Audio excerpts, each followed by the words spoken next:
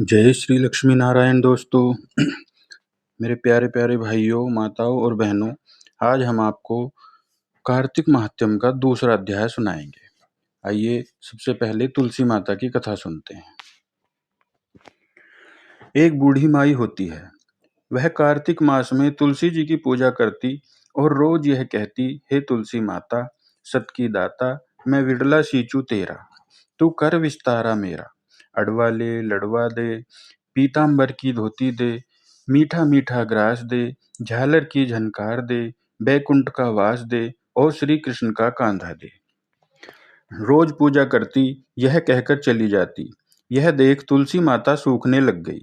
एक दिन श्री कृष्ण बोले, हे तुलसी, तुम क्यों सूख रही हो? सब औरतें आती हैं, पूजा करती हैं, मीठा भोग लगाती हैं, गीत सुनाती हैं, फिर तुम क्यों सूख रही हो? तुलसी माता बोली, प्रभु, एक बूढ़ी माई आती हैं, पूजा करती हैं और रोज यह कहती हैं, हे तुलसी माता, संत सत की दाता, मैं विड़ला सींचू तेरा, तू कर विस्तारा मेरा। अडवा दे लड़वा दे, पीतांबर की धोती दे, मीठा मीठा ग्रास दे, झालर की झनकार दे, बैकुंठ का वास दे और श्री कृष्ण का कांधा दे।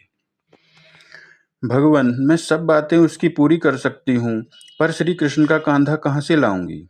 भगवान बोले, तुलसी, जब बूढ़ी माई आए तो कहना कि श्री कृष्ण तुमको कांधा देने आएंगे और मैं कांधा दे दूंगा। फिर एक दिन बूढ़ी माई की मौत हो गई। सब गांव के लोग उसे उठाने लगे तो वह बड़ी भारी हो गई। एकदम से भारी हो जाने से किसी ने कहा कि यह बहुत पापिन थी। दूसरे ने कहा, यह तो बहुत पूजा पाठ करती थी। इसी तरह से सब आपस में बातें करने लगे। तभी वहां पर भगवान एक बालक का रूप लेकर आए और गांव वालों से बोले कि बड़े भैया, मैं इन इन बूढ़ी माई के कान में कुछ कहना चाहता हूँ। सब गांव वाले कहने लगे, कह लो भैया, तुम भी कह लो। तब भगवान उसकी बूढ़ी माई के कान में बोले, माई, मन की निकाल ले, सब कुछ ले, बैकुंठ का वास ले और श्री कृष्ण का कांधा ले। इतना सुनकर बूढ़ी माई हल्की हो गई और फिर उसे सब ले गए। यह थी तुलसी माता की कथा। आइए अब हम आपको कार्तिक महात्म्य का दूसरा अध्याय सुनाते हैं। ब्रह्मा जी कहते हैं कि हे नारद, तुलसी की मंजीरी सहित भगवान शालिग्राम का जो एक बूंद चरणामृत का पान करता है, वह ब्रह्म हत्यादि बड़े बड़े पापों से मुक्त होकर बैकुंठ को प्राप्त होता है। जो भगवान शालिग्राम की मूर्ति के आगे अपने पितरों का श्राद्ध करता है, उसके पितरों को बैकुंठ की प्राप्ति होती है। जो भगवान शालिग्राम की मूर्ति का दान करता है, उसको समस्त पृथ्वी के दान का फल मिलता है। परंतु शालिग्राम की मूर्ति बेचनी नहीं चाहिए। विष्णु का पूजन शंख के जल से और शिव का बिल्व पत्रों से, सूर्य का तुलसी से, गणेश जी का धतूरे के पुष्पों से तथा विष्णु का केतकी के पुष्पों से, शिव का कनेर या कमल को छोड़ किसी अन्य लाल पुष्प से पूजन नहीं करना चाहिए। जो श्री विष्णु का पूजन कमल के पुष्पों से, लक्ष्मी का मालती और चंपा के पुष्पों से करता है, वह भगवान के परम पद को प्राप्त हो जाता है। और जो भगवान की अति प्रिय तुलसी से पूजा करता है, उसकी महिमा कोई भी नहीं कह सकता।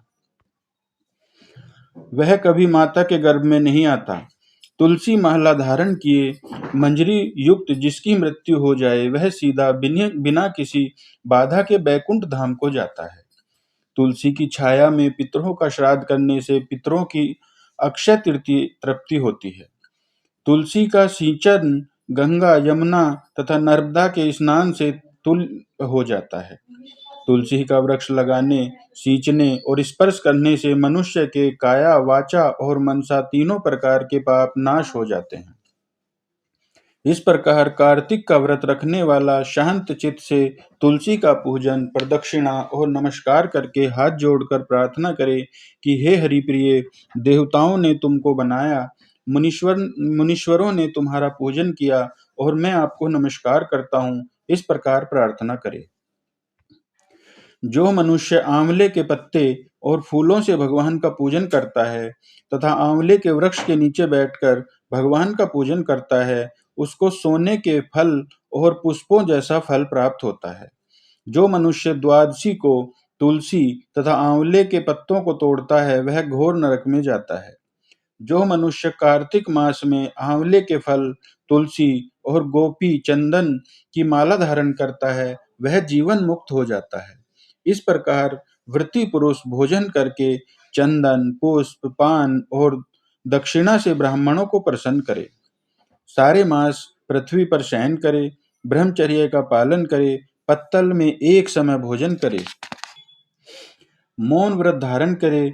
वह सूरवीर और कांतिमान होकर जो एक समय भोजन करता है, वह भी आंवले के नीचे बैठकर उसके 1 वर्ष के पाप नष्ट हो जाते हैं।